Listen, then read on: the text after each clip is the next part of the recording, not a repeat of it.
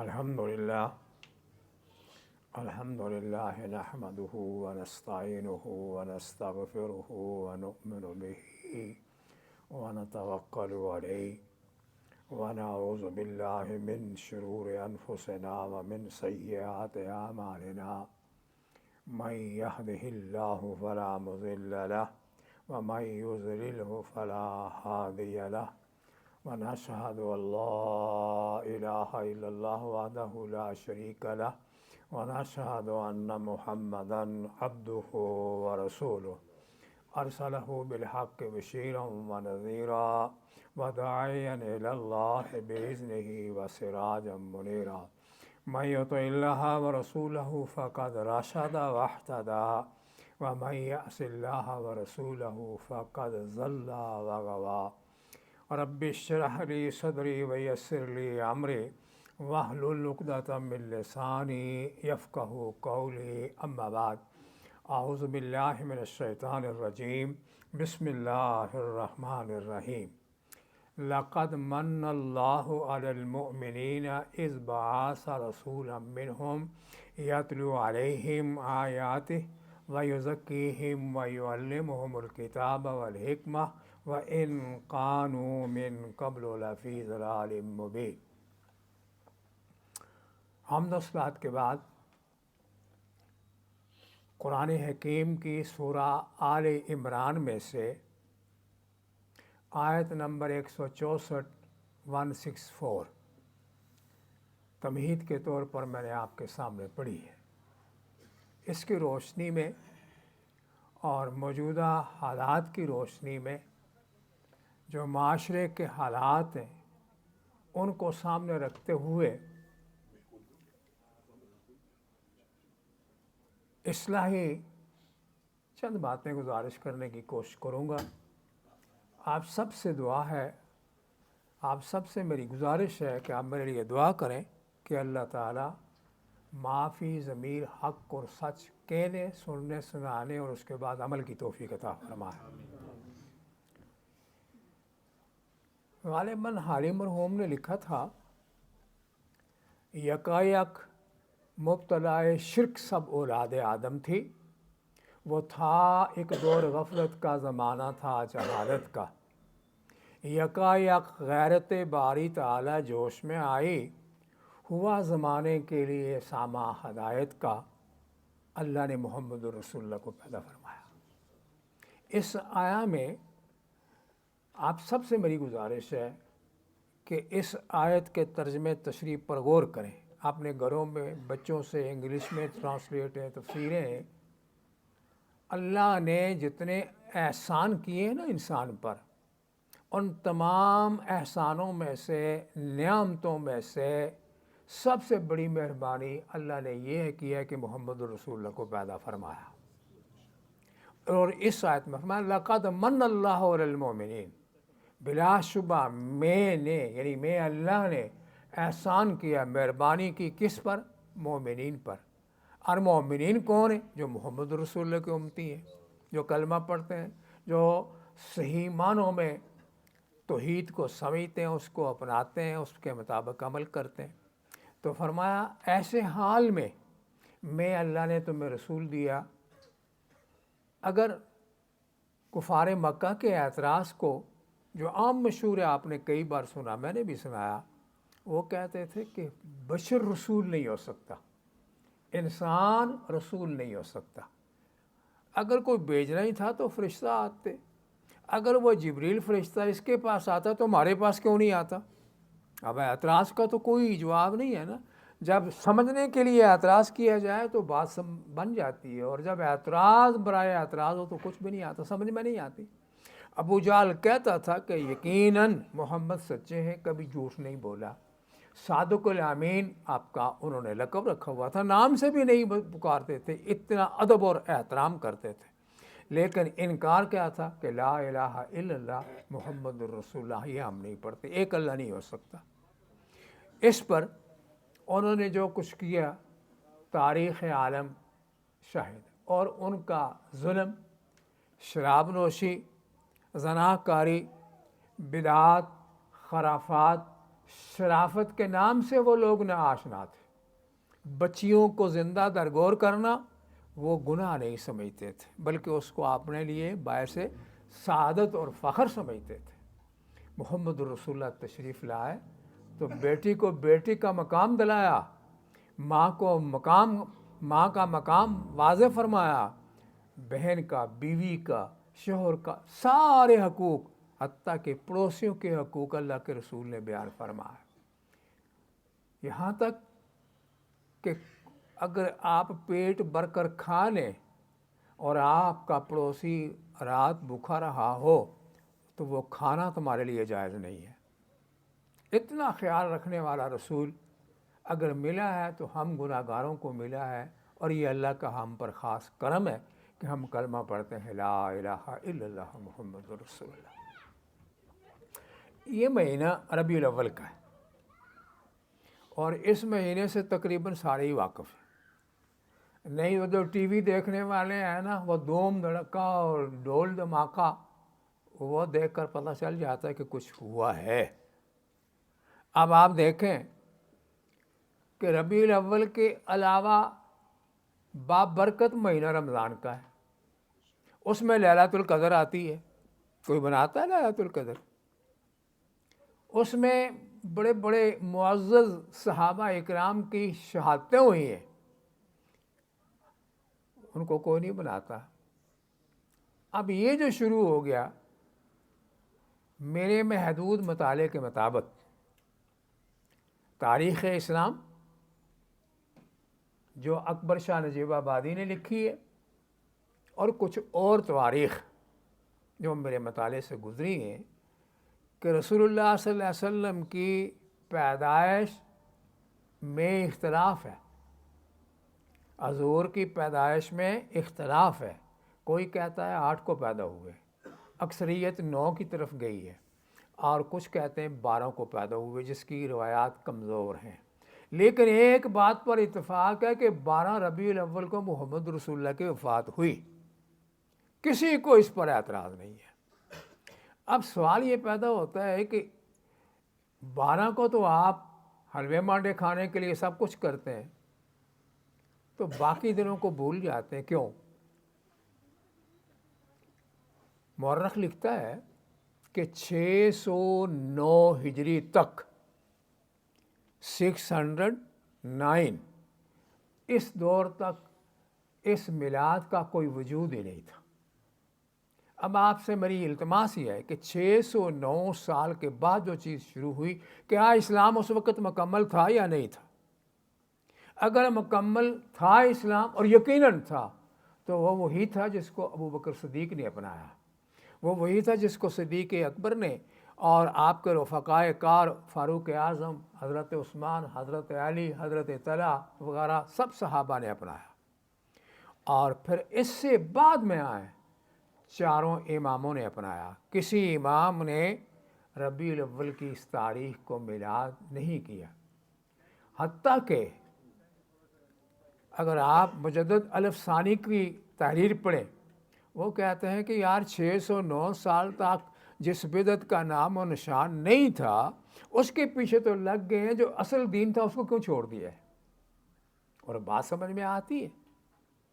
اب 609 ہجری میں جس آدمی نے اس کو ایجاد کیا، اس کا نام تھا عمر بن محمد. اس کے کچھ حواری تھے گورنمنٹ کے اندر بھی، جس طرح کہ آج بھی دیکھتے ہیں کہ کچھ لوگ چمچہ گیری کرنا اپنا سعادت سمجھتے ہیں. تو یہ پرانی روایات چلی آ رہی ہیں، کوئی نئی نہیں ہے. تو اس میں کوک بری ایک تھا جو اس کا پورا معاون تھا، اور وہ سرکاری آدمی تھا. انہوں نے مل جل کر یہ ختم کے اور کھانے پینے کے اور حلوے مانڈے کے معاملات شروع کیے، اور وہاں سے چلتے چلتے اب تو یہاں تک آ گیا کہ لوگوں کو آپ پوچھیں تو عید میلاد کے نام سے تو حضور کو جانتے ہیں، ویسے حضور کی پیدائش کا پتہ کسی کو نہیں، الا ماشاء اللہ. صحیح روایات کے مطابق رسول اللہ کی پیدائش 9 ربیع الاول کو ہوئی. 9. اب 12 اور 9 میں ایک فرق محسوس کریں کہ کیوں رسول اللہ نے 63 سال اپنی عمر پائی. پہلے 25 سال آپ عمر کی نکال دیں، نہیں شعور ہوتا۔ 25 سال کی عمر میں خطرۃ الکبریٰ رضی اللہ تعالیٰ عنہا کے ساتھ آپ کا نکاح ہوا، اور 40 سال کی عمر میں پہلی وحی آئی، اور وہ بھی غار حرا میں۔ جبریل آئے، فرمایا ہے محمد اقرا، پڑھ۔ آپ نے فرمایا ماں انا بقارئ، مجھے تو پڑھنا ہی نہیں آتا، اس لیے حضور کو امی کہتے ہیں نا، مجھے تو پڑھنا ہی نہیں آتا۔ فرمایا پھر جبریل نے مجھے اپنے ساتھ لگا کے دبایا، حتیٰ بالغنی الجوع، یہاں تک کہ مجھے تکلیف محسوس ہوئی۔ ثم قال اقرا، پھر کہا پڑھ۔ میں نے کہا میں پڑھنا نہیں جانتا۔ اس نے دوبارہ دبایا، پہلے سے بھی کچھ زیادہ مجھے تکلیف محسوس ہوئی۔ کہا پڑھ، کہا میں نہیں پڑھا ہوا۔ تیسری بار پھر دبایا، فرمایا اتنا دبایا کہ میرا دم گھٹنے لگا۔ کہا پڑھ اقرا بسم ربک الذی خلق۔ اللہ نے میری زبان پر جاری کر دیا، میں نے پڑھا اقرا بسمک الذی خلق، اقرا وربک الاکرم۔ اس اللہ کے نام سے پڑھ جو سب سے بڑا بزرگ ہے۔ علم الانسان ما لم یعلم، انسان کو وہ کچھ سکھایا جو وہ نہیں جانتا تھا۔ فرماتے ہیں کہ اس طرح میں نے پڑھنا شروع کیا۔ پھر اگر جبریل آتے تو حضور بہت جلدی کرتے کہ میں بھول نہ جاؤں۔ فرمایا لا تحرک بہ لسانک لتعجل بہ ان علینا جمعہ وقرآنہ۔ اے محمد صلی اللہ علیہ وسلم جلدی نہ کیجئے، اس قرآن کا پڑھانا بھی ہمارے ذمہ ہے، اور آپ کے دل پہ جمع کر کے یاد کرانا بھی ہمارے ذمہ ہے۔ یہی وجہ تھی کہ 23 سال کے عرصے میں قرآن کریم کا نزول مکمل ہوا، اور آخری آیت الیوم اکملت لکم دینکم واتممت علیکم نعمتی ورضیت لکم الاسلام دینا، یہ میدان عرفات میں نازل ہوئی۔ میرے عرض کرنے کا مطلب یہ ہے کہ اگر اس کو ثواب سمجھ کر منایا جا رہا ہے آج، تو دلیل کوئی نہیں ہے۔ ہمارے بزرگ نے کہا، بزرگ کون سا ہے؟ اب بزرگ کے اصل کو پہنچنے تک اس کا شجرہ نصب ہی نہیں ملتا۔ بھئی چاروں اماموں کو آپ مانتے ہیں، چاروں امام قائل نہیں، اس کے بعد چلے آئے کافی عرصہ، 400-600 سال تک ایک چیز کا وجود ہی نہیں ملتا۔ آج اگر آپ کر رہے ہیں تو میں اور کچھ نہیں کہتا، میری آپ سے اپیل ہے کہ اللہ کے عذاب سے ڈر جائیں، کیونکہ رسول اللہ صلی اللہ علیہ وسلم نے فرمایا لا تطرونی کما اطرت النصارى ابن مریم، اے میرا کلمہ پڑھنے والو، مجھے عیسیٰ کی طرح مت بڑھانا، مت چڑھانا، جس طرح ابن مریم کو بڑھاتے بڑھاتے خدا کا بیٹا پھر خدا بنا دیا، اس طرح ایسا نہ کرنا۔ پھر آپ نے فرمایا کہ لوگو میں تمہیں ایک بات کہتا ہوں، لعن اللہ الیہود والنصارى اتخذوا قبور انبیائہم مساجدا او کما قال علیہ الصلوۃ والسلام۔ فرمایا یہود پر اور نصارہ پر اللہ کی پھٹکار، جنہوں نے اپنے نبیوں کو خدا سے ملا دیا، ان کی قبروں کو سجدہ گاہ بنا دیا، میری قبر کو سجدہ گاہ نہ بنانا۔ تو میرے عرض کرنے کا مطلب یہ ہے کہ اگر ہم ایک دوسرے کی اصلاح کے لیے کوشش کریں، اپنے گھر میں اپنے بچوں کو سمجھائیں کہ حضور کی پیدائش اس دن ہوئی تھی، حضور کی سیرت یہ ہے، حضور کی صورت وہ ہے، تو غار حرا سے جب گھبرائے ہوئے حضور گھر آئے تو آ کر ماں خدیجہ سے، حضور کی وائف تھی تو ہماری تو ماں ہی تھی نا، کہا زملونی زملونی، مجھے کپڑا اڑاؤ، سردی لگی ہوئی ہے، کپ کپی طاری ہے جسم پر۔ کہا خدیجہ میں ایسے حالات دیکھ رہا ہوں کہ شاید میں اب مارا جاؤں۔ کیا عظیم ماں تھی ہمارے۔ کہا اے محمد لا یخزیک اللہ ابدا، میرا ایمان یہ ہے کہ اللہ آپ کو رسوائی نہیں کرے گا۔ یہ جو آپ کہتے ہیں نا کہ ایسا ہوا، یہ اللہ کا فرشتہ ہے جو پہلے نبیوں کی طرف بھی خدا کا پیغام لے کے آتا رہا، آپ کی طرف بھی آیا ہے۔ آپ انک لتصل الرحم، آپ غریب پرور ہیں، جس کا کوئی بوجھ نہیں اٹھاتا اس کا بوجھ اٹھاتے ہیں، جس کو کوئی کھانا نہیں کھلاتا آپ اپنا کھانا اٹھا کے اس کو دے دیتے ہیں. ایسے انسان کو اللہ کبھی ضائع نہیں کرے گا بلکہ اللہ اس کی حفاظت فرمائے گا. پر ماں عائشہ کی اس بات کی اللہ نے قرآن میں تصدیق کی. فرمایا واللہ یعصمک من الناس، اے محمد الرسول اللہ میں اللہ آپ کو محفوظ رکھوں گا. آپ کا کیا کام ہے؟ لست علیہم بمسیطر، میں نے اس آپ کی امت کے لیے آپ کو چوکیدار بنا کر نہیں بھیجا، ایک پیغام دینے والا بھیجا ہے. آپ پیغام دیں، ہدایت دینا یا نہ دینا یہ میرا کام ہے. اب جس کو ہدایت نصیب ہوئی میرے نزدیک تو وہ بڑا خوش نصیب ہے. اللہ ہمیں ان لوگوں میں سے کر دے. ہدایت کا مل جانا. ابو بکر کو کیوں سارے یاد کرتے رضی اللہ تعالیٰ عنہ؟ ابو بکر ایک ایسی شخصیت ہے امت مسلمہ میں جس نے نبی کی نبوت سے پہلے بھی آپ کا ساتھ دیا اور نبوت ملنے کے بعد پہلا آدمی ہے جس نے بغیر چون و چرا اعتراض کیے ہوئے کلمہ پڑھ لیا لا الہ الا اللہ محمد رسول اللہ. کفار سارے جمع ہو کے آئے، ابو جہل اور اس کی پارٹی کے، کہنے لگے ابو بکر ایک نئی بات ہوئی ہے. کہا کیا ہوا؟ کہا یار تو یہ بتا کہ یہاں مکہ سے چل کر کوئی مسجد اقصیٰ تک جا سکتا ہے اور مسجد اقصیٰ سے پھر ساتوں آسمانوں پر جا سکتا ہے، پھر جنت دوزخ دیکھ کر سیر تفریح کر کے واپس آ جاتا ہے اور رات ہی کے سارے اس تھوڑے عرصے میں. تو ابو بکر صدیق کہنے لگے ہے تو یہ مشکل سی بات، پر کس نے کہا ہے؟ کہا ہے تیرا یار کہہ رہا ہے محمد صلی اللہ علیہ وسلم. کہنے لگے صحیح بات ہے، ہاں حضور کہتے ہیں. تو کہنے لگے آمنت باللہ، میں ایمان لایا اللہ پر اور اس کے رسول پر. میں اس سے پہلے اس کی کتاب کی تصدیق کرتا تھا جو جبریل لے کر آئے، آج بھی میں تصدیق کرتا ہوں کہ محمد جو کہتے ہیں وہ سچے ہیں. تو یہ ایمان تھا. آج چند سکوں کی لالچ میں آ کر ممبر و محراب کے وارث اپنے دین کا سودا کر دیتے ہیں. الا ماشاء اللہ، اللہ ہدایت دے سب کو. لیکن کھرا اور سچا آدمی وہی ہے جس نے اللہ کے دین کو اسی طرح اختیار کیا جس طرح جناب محمد الرسول اللہ صلی اللہ علیہ وسلم نے اختیار کیا. نبی علیہ السلام بڑی مشہور حدیث ہے، میں نے بھی غالباً کئی بار سنائی ہوگی آپ کو پہلے بھی، آج دہراتا ہوں. پھر حضور خطبہ دے رہے ہیں، ممبر پر ہیں. کچھ ساتھی آئے تو داخل ہوئے تو جہاں جوتے اتارتے ہیں وہ تو کھلی تھی نا اس وقت مسجد نبوی، اب تو اور ماشاءاللہ وسیع ہو گئی. تو دیکھا ایک آدمی کھڑا ہے، آپ نے فرمایا بیٹھ جاؤ. اب آگے جگہ تھی وہ وہیں جوتوں میں بیٹھ گیا. آپ نے فرمایا آگے آ کے بیٹھو. کہا یا رسول اللہ آپ نے کہا بیٹھ جاؤ، میرا ایمان یہ ہے کہ نجات اسی میں ہے کہ آپ کی بات مانی جائے، اس لیے میں یہاں بیٹھ گیا ہوں.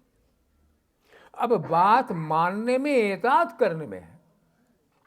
چلیں رسول اللہ کی 23 سالہ نبوت کی زندگی میں ابراہیم علیہ السلام کا کوئی عرس کیا ہو، بابا اسماعیل کا کوئی عرس کیا ہو، چونکہ وہ بھی باپ تھے آپ کے، دیگر انبیاء کا، یا حضرت آدم علیہ السلام کی کوئی تاریخ بنائی ہو. اگر حضور نے یہ تاریخ نہیں بنائی تو اس کے دو معنی ہوئے. یا تو نعوذ باللہ من ذالک کا حضور کو سمجھ نہیں آئی اور ہم بہت سمجھدار پیدا ہو گئے، یا یہ ہے کہ حضور کو تو سمجھ آئی، حضور نے امت کی اصلاح کے لیے کام غلط تھا نہیں کیا، لہٰذا اس غلط کام کو نہیں کرنا چاہیے.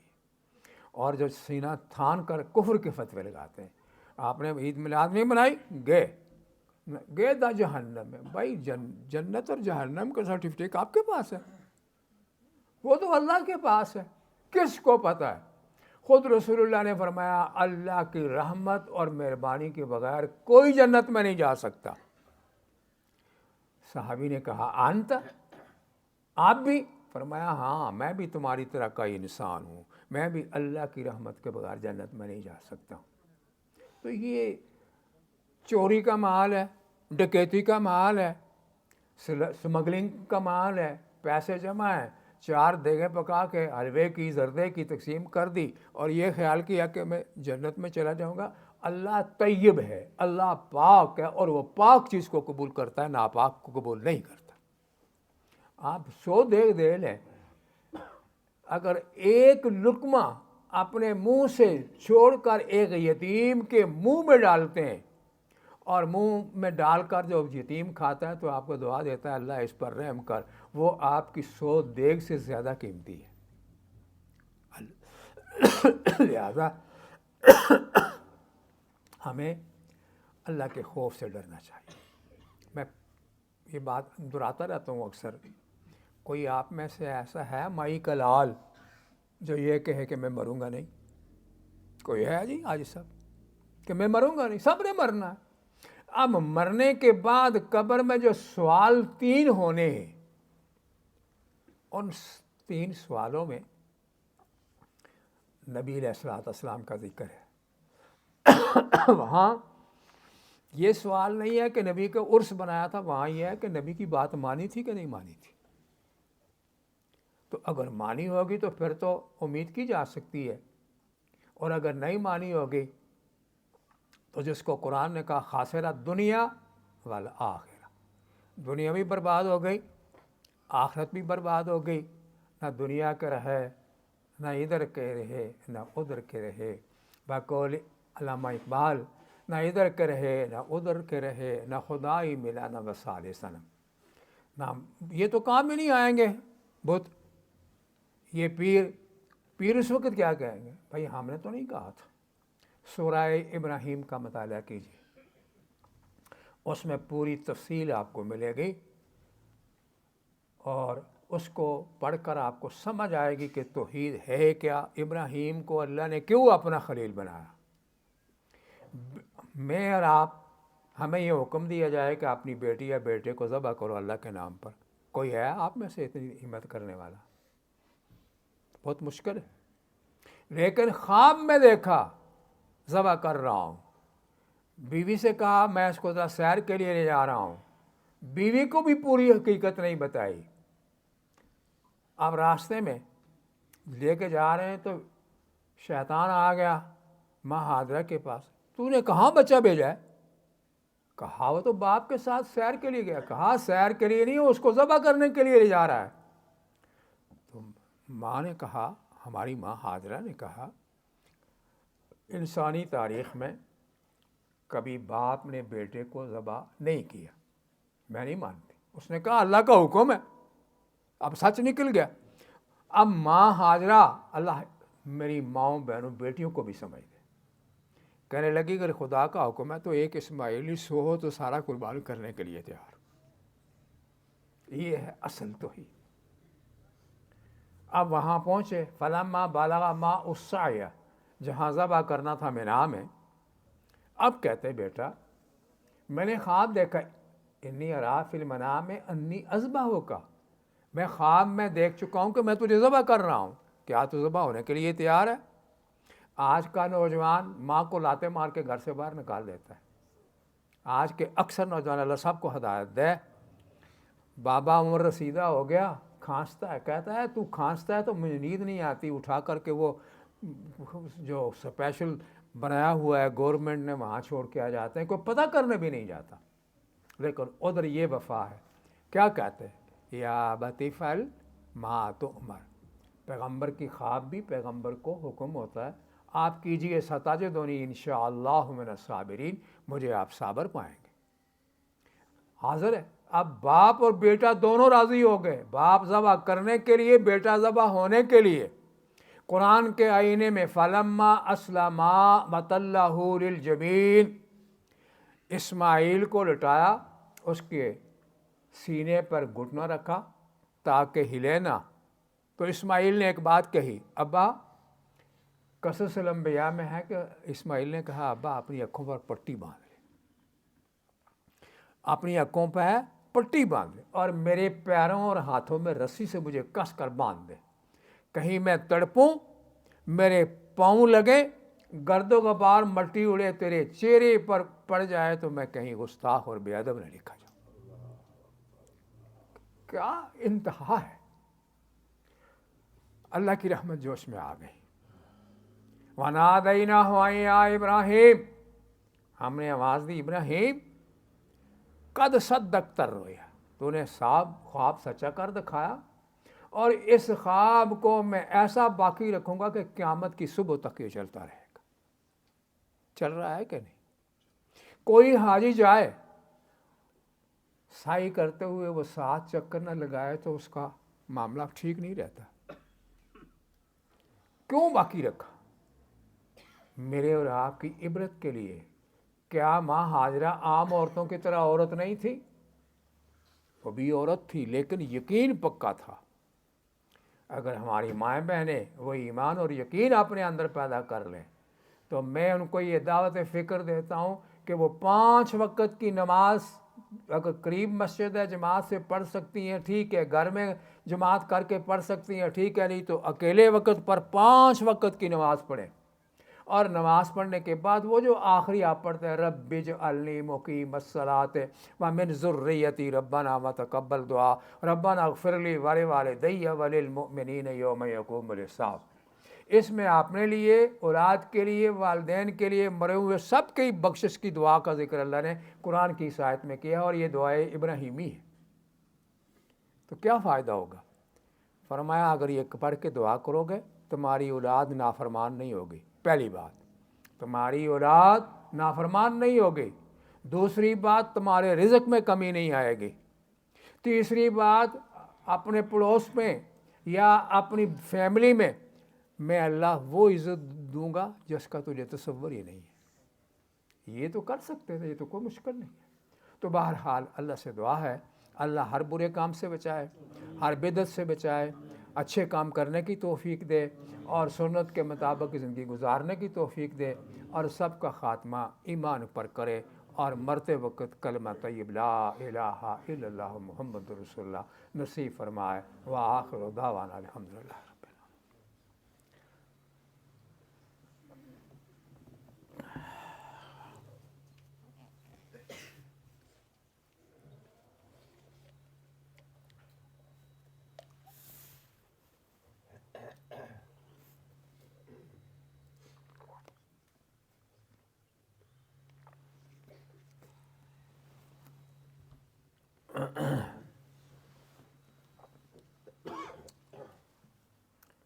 ان الحمد للہ والصلاۃ والسلام علی رسول اللہ صلی اللہ علیہ وآلہ وسلم۔ ان اللہ وملائکتہ یصلون علی النبی یا ایھا الذین آمنوا صلوا علیہ وسلموا تسلیما۔ اللہم صل علی محمد وعلی آل محمد کما صلیت علی ابراہیم وعلی آل ابراہیم انک حمید مجید۔ اللہم بارک علی محمد وعلی آل محمد کما بارکت علی ابراہیم وعلی آل ابراہیم انک حمید مجید۔ اللہم انصر الاسلام والمسلمین، اللہم اعز الاسلام والمسلمین، اللہم اخذل الشرک والمشرکین، اللہم ارحم علی حالنا ولا تنظر الی سوء اعمالنا، اللہم طہر قلوبنا من النفاق واعمالنا من الرياء، ربنا لا تزغ قلوبنا بعد إذ هديتنا وهب لنا من لدنك رحمة إنك أنت الوهاب، ربنا آتنا في الدنيا حسنة وفي الآخرة حسنة وقنا عذاب النار، ربنا تقبل منا إنك أنت السميع العليم وتوب علينا إنك أنت التواب الرحيم برحمتك يا أرحم الراحمين، وأقيموا الصلاة۔